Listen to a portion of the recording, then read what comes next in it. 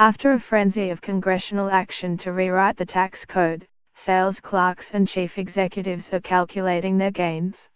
Business was treated with the everyone's a winner approach that ensures no summer camper goes home without a trophy. Some got special prizes. Cruise lines, craft beer and wine producers, even foreign ones, car dealers, private equity, and oil and gas pipeline managers did particularly well. And perhaps the biggest winner is the industry where President Trump and his son-in-law, Jared Kushner, made their millions: commercial real estate. House and Senate Republicans, in their divergent bills, both offered steeply reduced rates to corporate giants, partnerships and family-owned firms across the board. But when it came time to eliminate special breaks or impose tighter standards, real estate was generally excused from the room. Most businesses were hit with new limits on deductions for interest payments, but not real estate. Most industries lost the ability to defer taxes on the exchange of similar kinds of property, but not real estate. Domestic manufacturers and pharmaceutical companies lost some industry-specific breaks, like the tax credit for so-called orphan drugs, in exchange for lower rates. The real estate industry ended up with an even more generous depreciation timetable, allowing owners to shelter more income. And in a break from previous practice, rental and mortgage interest income qualifies for a lower tax rate, the kind of special treatment traditionally reserved for long-term capital gains and certain qualified dividends. Real estate does great, said Daniel N.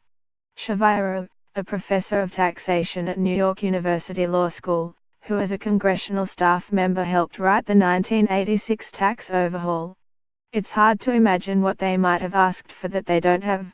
Real estate investment trusts, known as REITs, have extra cause for celebration.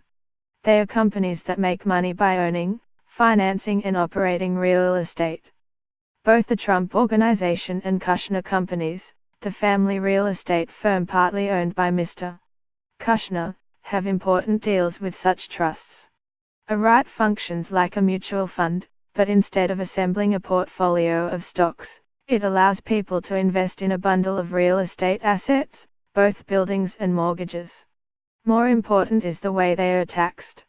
They pay no separate business tax and instead are required to pass along virtually all of their taxable income to shareholders, who pay the tax when they file individual returns.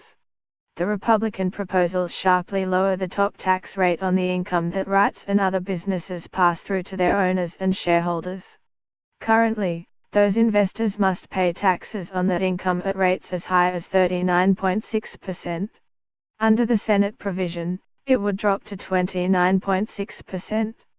The House bill drops the rate even lower, to 25%. That's a big savings, and a big advantage.